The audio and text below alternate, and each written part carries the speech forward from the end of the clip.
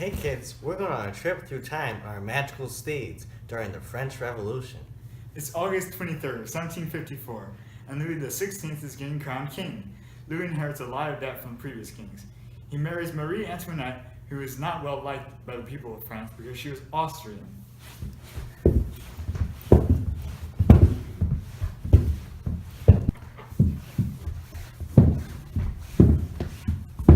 Moving on over 20 years, we get to the Estates General. This meeting of the Estates on May 5th of 1789 was called to sort out taxes. Louis wanted to tax the nobles, but during the Estates General, the first and second estates voted no. So the nobles remained untaxed.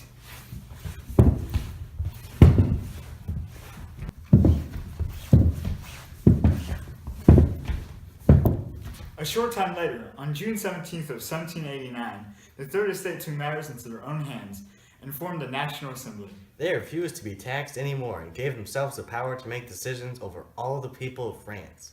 They claimed to have this right because they made up the vast majority of the population.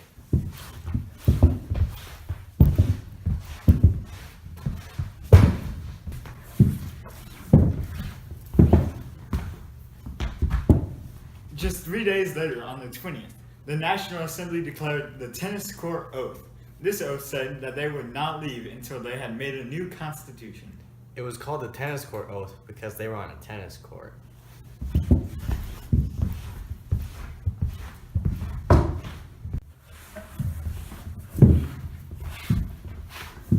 On July 14th of 1789, the peasants stormed the Bastille. The Bastille was a prison full of arms and political prisoners that they wanted to free. This act was inspired by the Great Fear.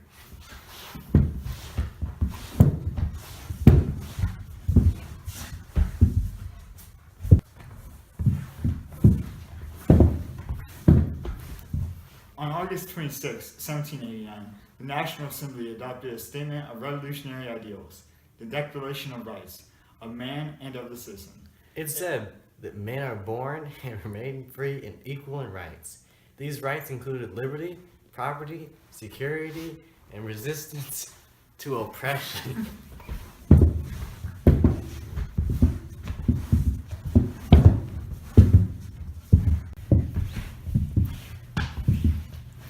Some countries were getting worried about the position of France.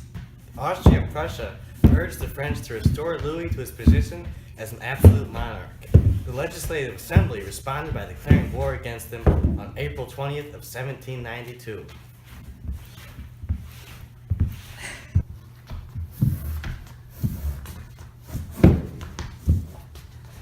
On June 21st of 1791, Louis and his wife tried to escape Paris.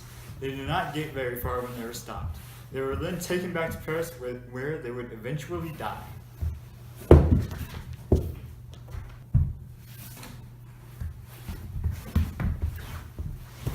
On September 3rd of 1791, the National Assembly made the monarchs into a limited monarchy. This meant that they were now just figureheads. They had no say in what happened to the government and were just there to look pretty.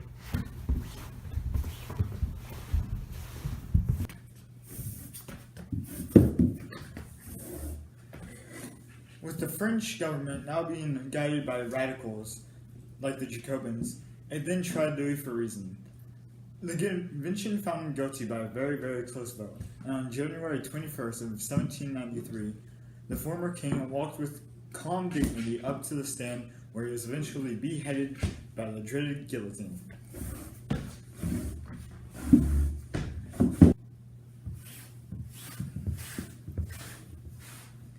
On July 17th of 1973, Maximilian Robespierre came to power. He created the Committee of Public Safety. This committee would go to kill over 40,000 in the Reign of Terror.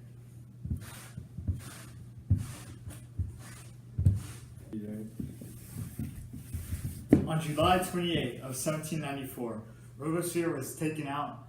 His superintendent of finance, Pierre-Joseph Cambon, took the floor against Robespierre. When the rest of the National Convention agreed with Cambon, they killed Robespierre via guillotine.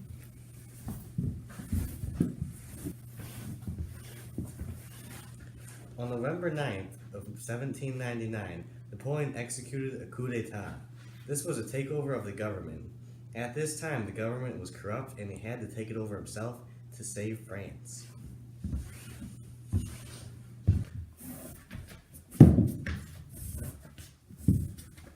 The first of Napoleon's changes was the concordant with the Pope. This was signed on July 15th of 1801. It said that the church was important but had no say in the government.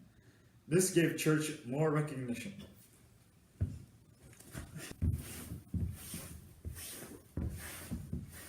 On March 21st of 1804, Napoleon signed the Napoleonic Code.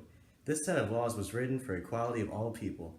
No matter what social class you were in, you got punished for the same crime.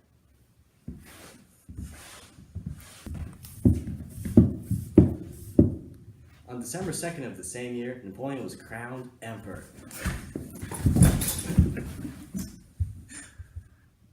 He crowned himself rather than having the Pope crown. This symbolizes that Napoleon was more powerful than the Pope.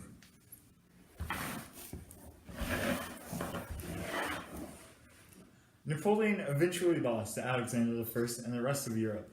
His generals gave up and made him surrender. He was banished to Elba on April 11th of 1814.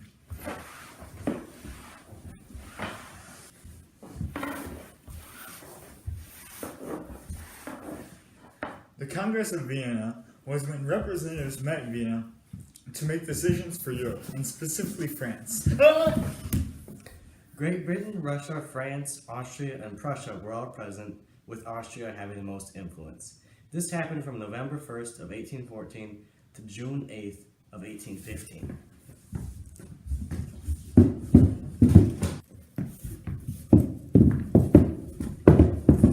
The 100 Days were a period of time that started with Napoleon's escape from exile March 10th of 1815.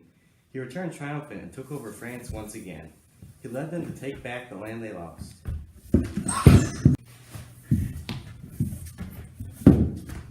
The 100 Days finally ended on July 8th of 1815.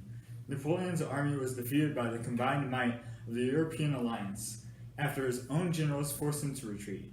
Napoleon was exiled, again, this time to a different island.